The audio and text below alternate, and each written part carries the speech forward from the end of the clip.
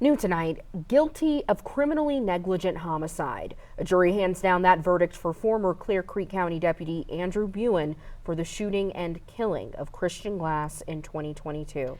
Glass experienced a mental health crisis after calling 911 for help when his car got stuck near Silver Plume. Buin then shot him 5 times. Denver 7's Adria Irahita joins us live outside the Clear Creek County Courthouse with the latest. Adria, Glass's parents are sharing their thoughts after this verdict. What are they saying?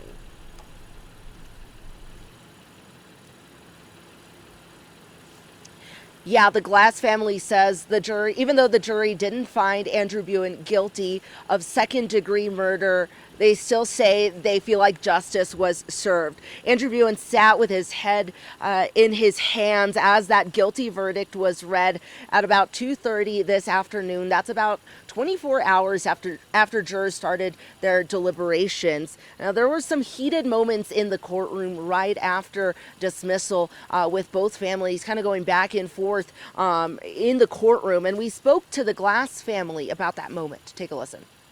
Tragedy for who? Andrew Buin. I'm so sorry. Why did he kill our son? He had no reason to. There was no purpose to it at all. He thought he was God. He thought he could do anything. He thought he could get away with anything. He's a bully. He did. Bully, violent bully.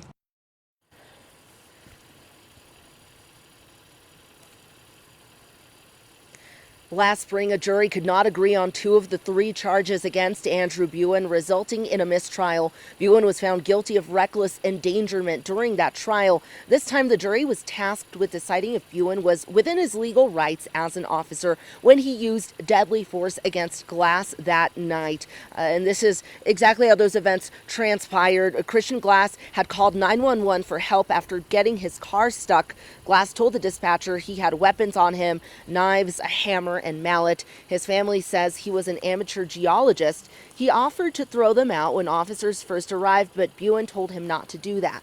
Officers fired beanbags at him and tased him before Glass swung a knife out of the back of the car's window near where a Georgetown marshal was, and that's when Buin fired at Glass 5 times.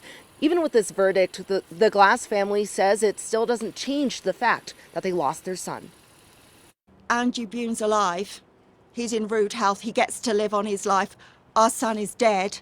6 feet under. We had to fly with our son's ashes in our backpack on a plane to bury him in his home country. That is losing a son.